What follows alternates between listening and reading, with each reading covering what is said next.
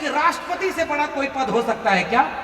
और अगर राष्ट्रपति को तुम हिंदू नहीं मानते और उनके जाने से तुम्हारा मंदिर अपवित्र हो गया, तो आए मेरे कमेरा लोगों, मैं आपसे गुजारिश करने जा रहा हूं, ऐसे मंदिर में जाना बंद कर दो, केवल स्कूल कॉलेज विश्वविद्यालय जाओ। हमें गर्व है कि हम लोग आदिवासी हैं और यहाँ आदिवासी दिवस मना रहे हैं।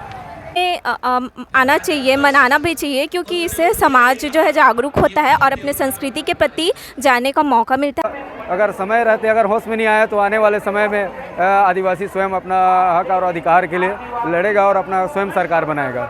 छत्तीसगढ़ में विश्व आदिवासी सम्मेलन खुशी के रूप में नहीं मनाया जा रहा है, एक आक्रोश के रूप में मनाया जा रहा है।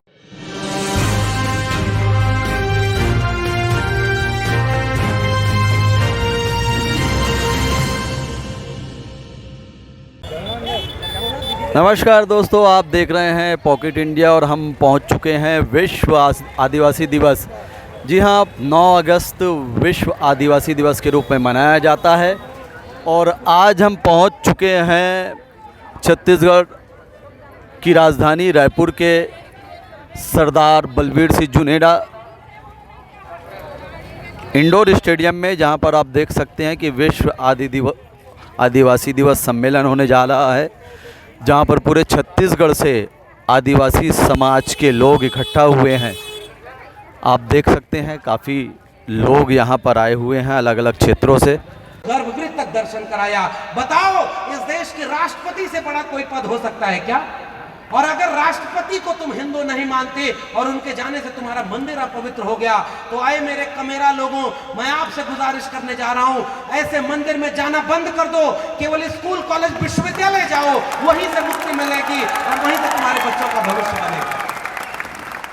और अगर कोई भगवान खुदा होता तो ऐसे जालिमों के सामने खड़ा हो जाता और कहता कि तुम इंसान इंसान में फर्क क्यों कर रहे हो? मगर वो नहीं है।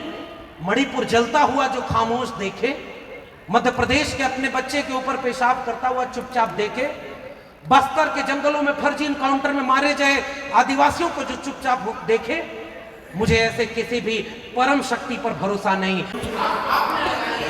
अभी हम इंडोर स्टेडियम के ऊपर थे, अब इंडोर स्टेडियम के अंदर पहुंच चुके हैं। नीचे में ये देख सकते हैं पब्लिक पूरी तरह से यहाँ पर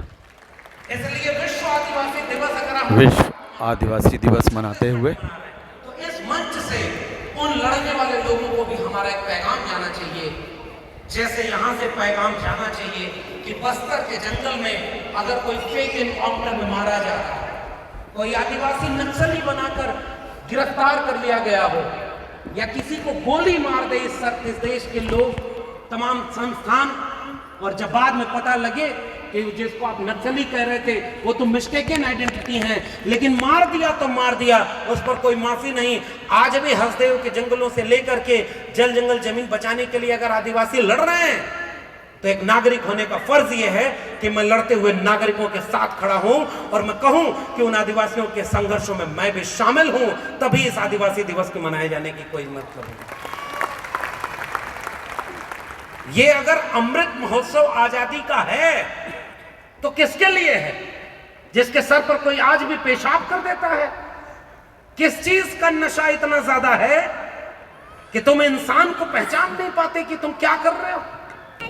जो संगठन सिर्फ दलित पीड़ित शोषित समाज के लिए ही काम करती है अपने क्षेत्र में, जो संगठन को सही शंकर गुहन योगी जी ने बनाया था, उस संगठन का एक सिपाही हूँ मैं, और सिपाही होने के नाते मैं सोशल वर्क का कार्य करता हूँ। लोगों के बीच में लोगों के दुख दर्द को समझने का, उसके दुख दर्द में शामिल होने के साथ साथ उनके दुख में खड़ा होता हूँ।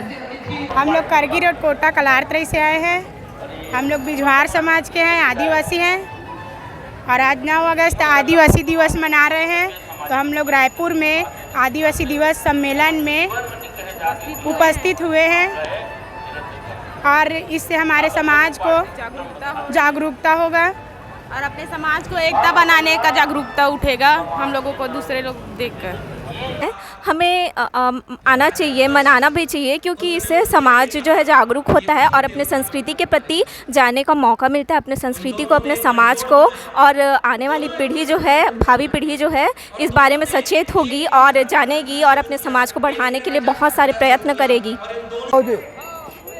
क्यों मना रहे हैं, उसके पीछे क्या कारण है? क्या कारण है, उद्देश्य क्या है? उद्देश्य हम ये इधर आए थे। हाँ, माता जी ऑर्डर दिया था आ जाओ करके। हाँ, आया है ना माता जी। हाँ, ये क्यों मनाया जाता है ये? हाँ, क्यों मनाया जाता है, कुछ है जानकारी? इनका वनवास कट गया है। हमार आदिवासी समुदाय पर सरकार ला ये जताना चाहिए कि हम अपन हक ला देना चाहिए।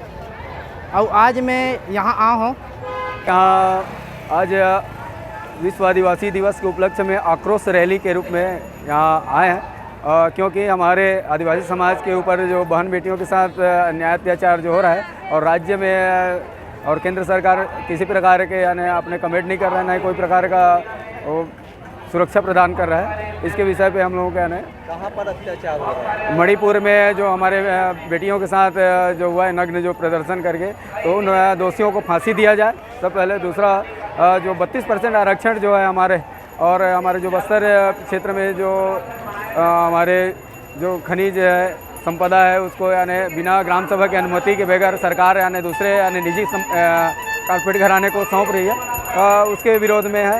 वैसे हम लोगों को 32 मांग है। हवाई जहाज भी बेच दिया, और जब हवाई चप्पल वाला नीचे देखा तो हवाई चप्पल भी बेच दिया। इतना कुछ बेचा, और बेचते बेचते अपने दोस्त को दुनिया का दूसरा सबसे अमीर आदमी बना दिया।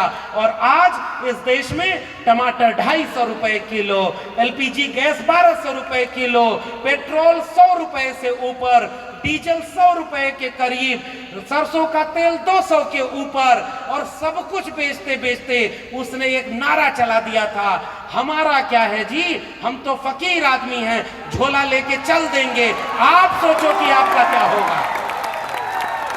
और इसलिए मैं आपको आगाह करने आया हूं, इस देश ने बहुत खराब प्रधानमंत्री देखे होंगे, बहुत खराब नेता देखे होंगे, मगर इतना झूठा कोई व्यक्ति इस देश की नुमाइंदगी करे ये इतिहास में पहली बार होगा।